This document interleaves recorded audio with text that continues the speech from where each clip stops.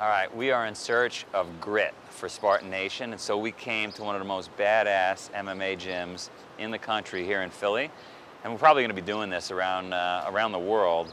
And so my buddy Jimmy's in here. He's going to introduce us to a few guys and probably throw me into a headlock or something.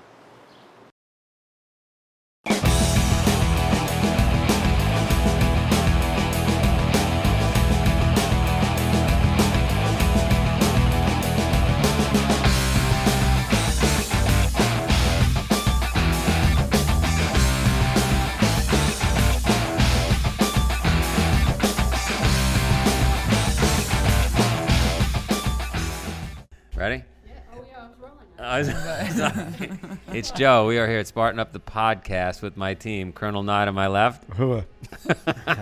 Medicine Woman Sephra to my right. And Dr. Johnny from Canada all the way over on the end. And I saw Ricky Migliarse. Guy was awesome. MMA fighter, trained with the Gracie brothers. Hanging from a tree when I show up at his house, doing pull-ups. Does like, I don't know, 100-plus pull-ups a day. Absolute animal. My type of workout. Your type Tarzan training. Yeah, he's got the right head, as you'll dive into when you watch it. Clearly is able, like we've seen in the past, to juggle both business and fitness. Right, not going to be one of those successful business people that drops dead of a heart attack later in life. He may give a few people a heart attack. I don't know. Yeah. Anything? Right head, as in ballistically perfect, or are you talking right mentality? He's got the right mentality. So he knows the importance of staying physically fit and placing the emphasis on that. Yeah, he just wasn't like. I hope he doesn't watch this, but he wasn't a meathead. He was like. I hope he does watch it. That's a nice thing to say, actually.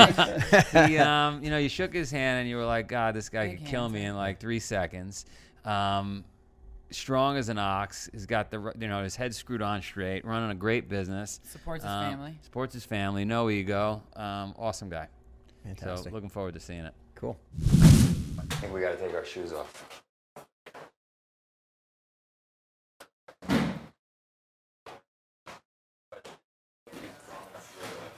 My buddy Jimmy. Hey, how you doing? This is what is this called? Balance? This is Balance Studios. Yeah. This is Gracie Jiu-Jitsu and MMA. Yeah. These two guys are two Philadelphia guys that started doing jiu-jitsu years ago, before, like when the Gracie first came over, Steve Maxwell. They're Philadelphia guys for many years, and Phil's a 5th degree black belt and Rick's a 4th. And under House and Gracie. Are they fighting MMA, or is that something they used to do? Or no, I mean, I think from when they started getting involved, there was like no holds bars fighting, so there really wasn't so much MMA. A lot of it was called like Gracie challenges, or just like the beginnings of it, like Valley Tudo and no holds barred. They were in the metal cages back then? I think they were just fighting like an open mat, but anything would go. It would just be do what you got to do. Yeah, do whatever you have to do. All right, we're here at Ricardo Migliarse's house. I find him hanging in the tree. He's 238 pull-ups in. Look at this. One of the most famous bad. We're gonna have to edit that. MMA fighters around, or would I say jiu-jitsu? Yep, Brazilian Jiu-Jitsu. I'm a ground coach too for a lot of MMA guys, as well as my brother. And what part of Philly are we in right now? We are actually in the Fishtown area, and maybe down the block is in Northern Liberties, which is a pretty upcoming area. It's getting nicer? Yeah, it used to be not so hot. You couldn't even walk down the street, but now it's really nice. You went to school, you grew up in South Philly. How far is that from here? South Philly, if we take our car, maybe 5 minutes, 6 minutes. And that was a rough part of town. Yeah, when you were growing up. Philly's just, when we were kids, we didn't think of it being rough or not rough. It was just the way it was. We were fighting every day. And it was you and your brother? It was me and my brother, yes. Humble beginnings. You didn't have like lavish surroundings or anything? No, never. No, we never had the newest toys and newest sneakers. We never had we had food on the table and a roof over our head, which was the way we were raised. That was enough for us. And no one would believe it looking at you, but you got beat up a lot. A lot, yeah. Your brother too, or just you? Phil did too. I mean, he had to come out and save my butt a couple times, I remember. Yeah. But yeah, pretty much from 2nd grade to 7th grade. I remember it was 7th grade. I remember it like it was yesterday. I got jumped, beat up, They wanted to pick on you. Were you not big? What was it? Yeah, believe it or not, bullying is not a new thing. I know everybody's like the bullying, anti-bullying, but it's been going on forever. Right. And it's just a way that kids socialize, and I happen to be on the the lower end of that spectrum right there. And when I walked into school, you know, they looked at me as a target and they took advantage. And so before we get into when that turned for you, did you always have like a fire in your belly to just get stuff done every day, wake up early? And I did. The way my mother and especially my father raised me, I mean, we were very tough. We were very strict, and if I asked my dad for something, he would automatically say no because I had to plead my case. You know, I had to earn it. I had to do something to earn it. We were working, Phil and I, when we were 8. what kind of work? What did he have you doing? He had a grocery store, whatever Right. we had to do, and we didn't get paid in the beginning. It was for learning experience. Right. So we you paid him. Yeah, pretty much. But yeah, we worked in his grocery store. He owned a lot of, you know, small businesses around here, and then work ethic was built, and that was it. And saving money. They taught you how to save. When I was balancing a book when I was 10. Wow. Yeah. Right. My book, you know, was only probably $100 in there, but Yeah. still, it was just getting used to doing something like that and getting that saving in my head, you know. And most kids today, they They get don't handed save. everything. Yeah, they Yeah. get handed anything, and as soon as they get money, they spend it because that's what they're, you know, Right. that's what they're programmed to do. So something changed. I don't know when it was, 7th grade, 8th grade, you're walking to school. 7th grade, I was in my schoolyard, and somebody said something to me. I don't know what happened. I don't know what came over me. I just threw probably the sloppiest punch. If I seen it today, I would probably have a lot of correcting to do, but it hit him, and he fell, and that's when It's your first knockout. that was my first knockdown. He didn't go out. He just fell down, but it was amazing because I never knew I could do something like that, you know, and then it wasn't tamed yet. Like, I didn't have control over it. All I knew from that very moment was that I'm not going to be an easy target anymore. Right. That's when Ricardo moved out and then the animal moved in. And what about your brother? Similar story? Yeah, Phil actually got, he got kicked out of a lot. He got moved around a lot of schools, and then he actually grew up in my grandmother's house in Lawrenceville, New Jersey. He was uncontrollable, or? No, we were both in the same position. But when he moved away, he moved to Jersey, and I was still in the city.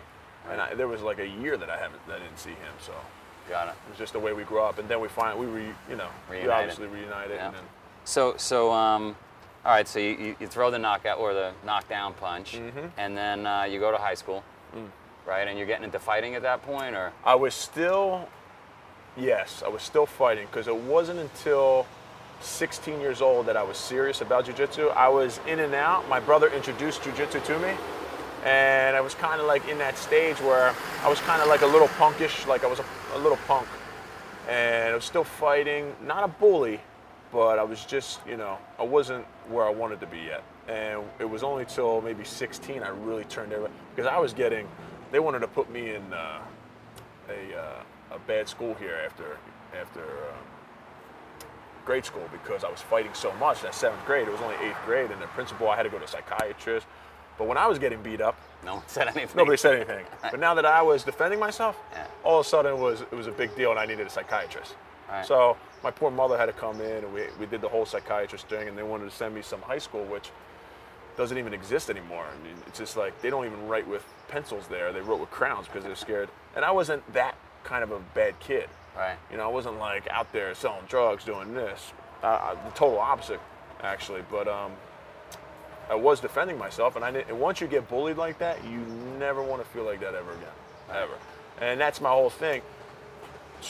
When I made that transformation, it's important that you have people around you that can tame it, because that kind of transformation could actually Could go the wrong way. I believe so, yeah, because, you know, I was lucky that when I did get involved in jiu-jitsu, I was at a gym where there was doctors, lawyers, people who went to college. I didn't even think about going to college, but I was surrounded around these, we'll say, positive people, and it was a whole new lookout. And I was on the street, hanging with the worst of the worst, and then I was in the gym, and then I really started to see who the tough guys were and who the Smart non-tough guys, guys, yeah. the Right. smart guys were. Right. Well, no, who the tough guys were the doctors, lawyers, Right. people who work. Oh, got it. Right. And the people on the street, Waste no of good. time, yeah. Waste of time. Waste of time. And you know, I don't blame them because I was fortunate enough to be able to see that. Right. And what I do now, now like my mission in life, I go around, I try to get kids to come into the gym. Get them off the street. It changed my life for so good, man. I was lucky. I say all the time to all the Spartans out there that I always listen to older people. Yeah. Right? Because they know better. They already made the mistakes. And a lot of people don't do that. That's the biggest mistake people will make. They just don't listen.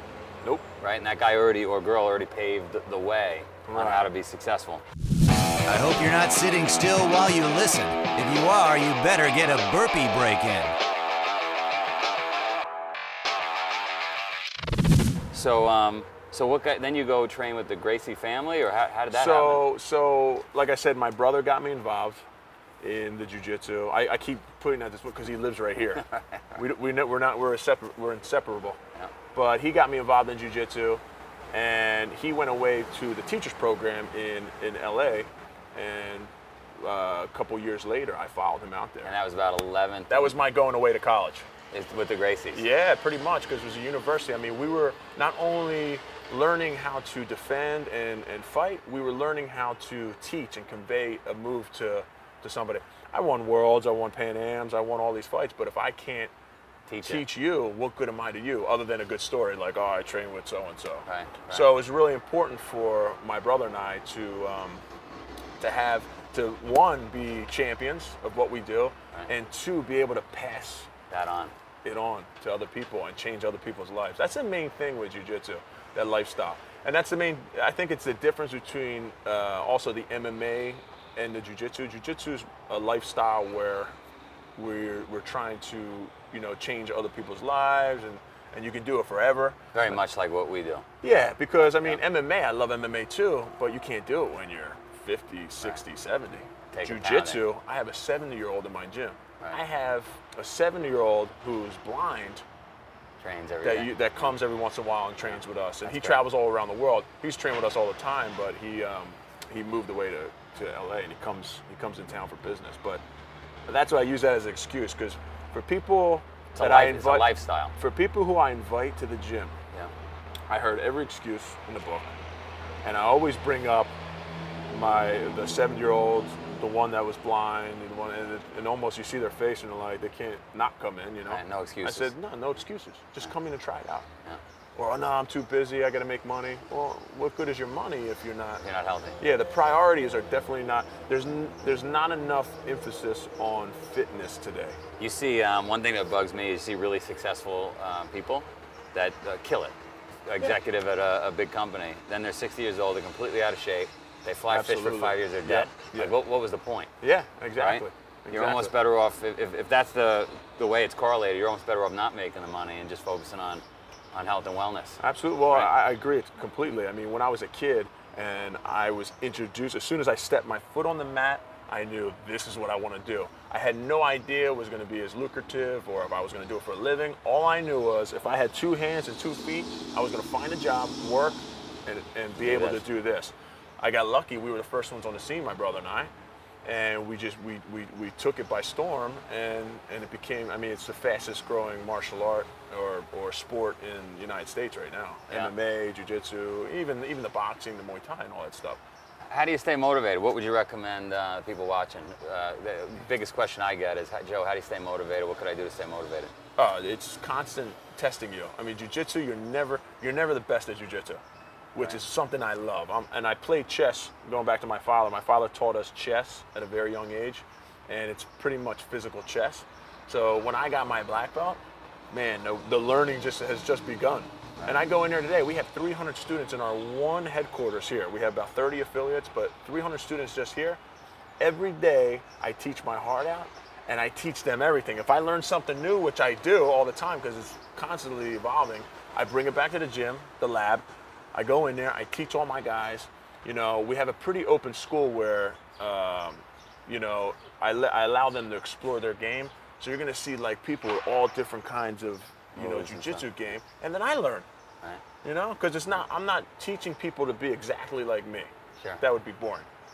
So when I go in there, and plus it's impossible because we're all different shapes and sizes and everything. So when I go in there, I teach the basics. There's always a basic fundamental. Right. You can build the house, which is basic, and don't skip the basics because your house will fall down. Right. But any way you want to decorate the house, I love it. And then we constantly explore everybody's game, and as I teach them, they're teaching me as well. And I always tell this to my students. I said my main goal in my life with jiu-jitsu is to get every one of my students to tap me out. There you go. Because Then you did your job. Yep. Right. I mean, I'm 35, and I mean, I'm not old, but I'm not young. Yeah. And you got these young guys coming in, and they're really, and I'm keeping up with these guys. And their game is probably They're getting gonna better. have to kill me. They're gonna have to kill me. I'm never stopping. Give me life in the day. It's 6 a.m. What time do you get up in the morning? What do you do right away? Well, I have a 2-year-old daughter, so life is pretty early. Well, I've always been an early bird, but I'm Your up dad at was probably up early. Yeah, I mean, my whole family pretty much. We never slept in late. We were always moving, doing something.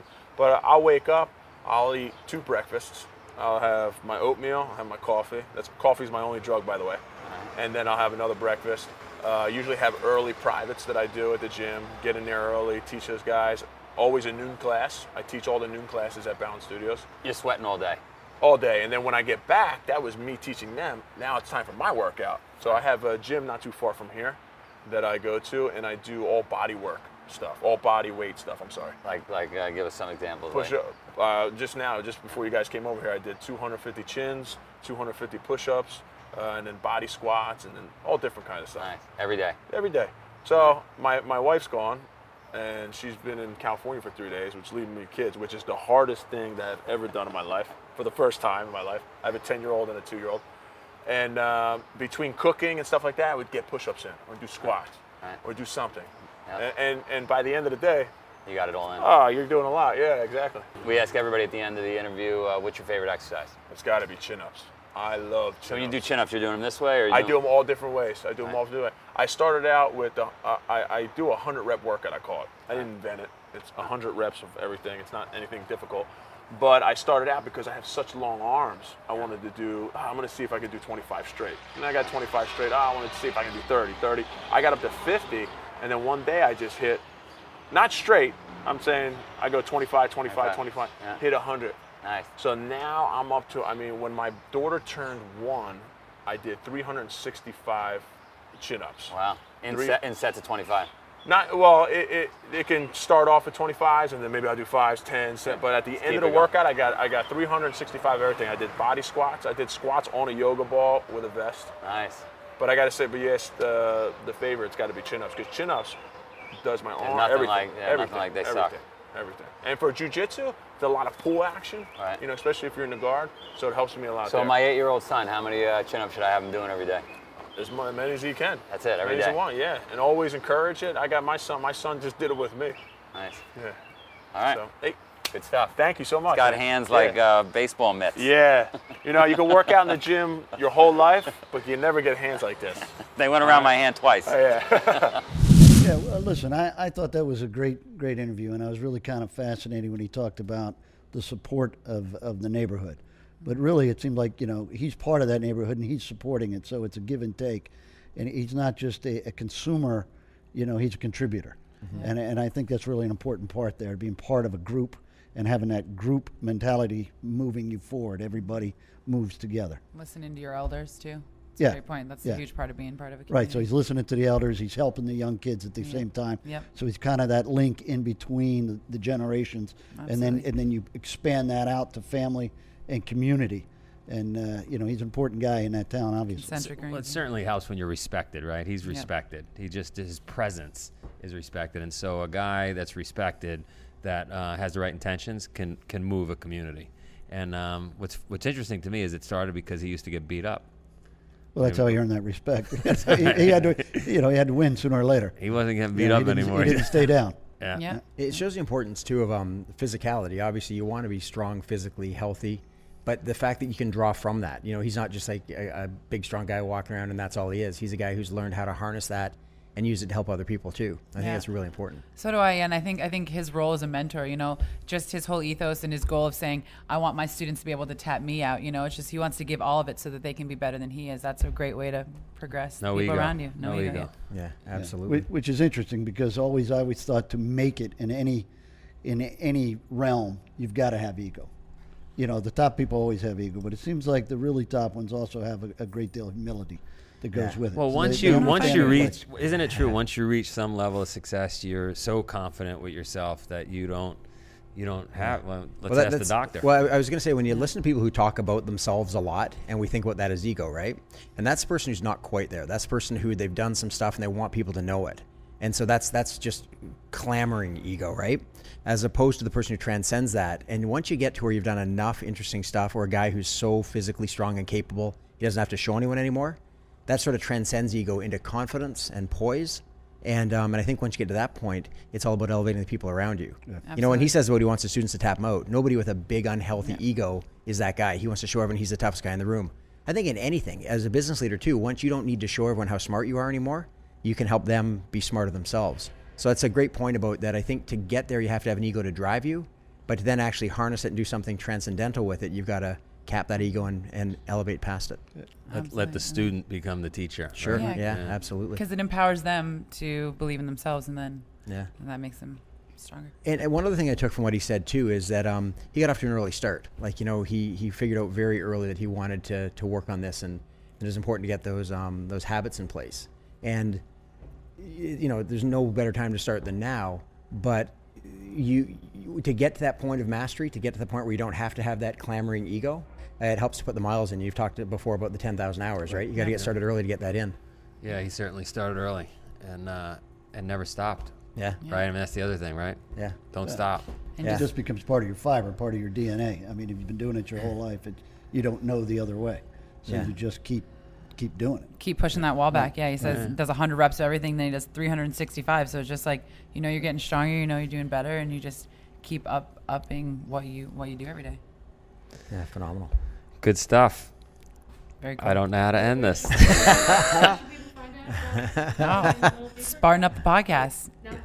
If you want to find out more, you go to SpartanUpPodcast.com, and you will have a lot of fun there. You'll learn a lot. Great My lessons, understanding great is that we're going to have some takeaways, going to have some notes about what the key parts of that interview were. And, you know, there's stuff that we're picking up on, but I'm sure people will watch it and they may find something that wasn't what we jumped on, that resonated more with them. A little nugget. Yeah, exactly. Yeah. So get there. Spartan Up the podcast. Physical chess. Not the Spartan Up podcast. You'll get it. We only have 100 of these to go. It's perfect. Exactly. Almost there. For more information, go to SpartanUpPodcast.com, and that's where you'll see the show notes. You'll learn stuff that we didn't talk about here. I don't know what you'll do there, but it'll be fun. I'm sure.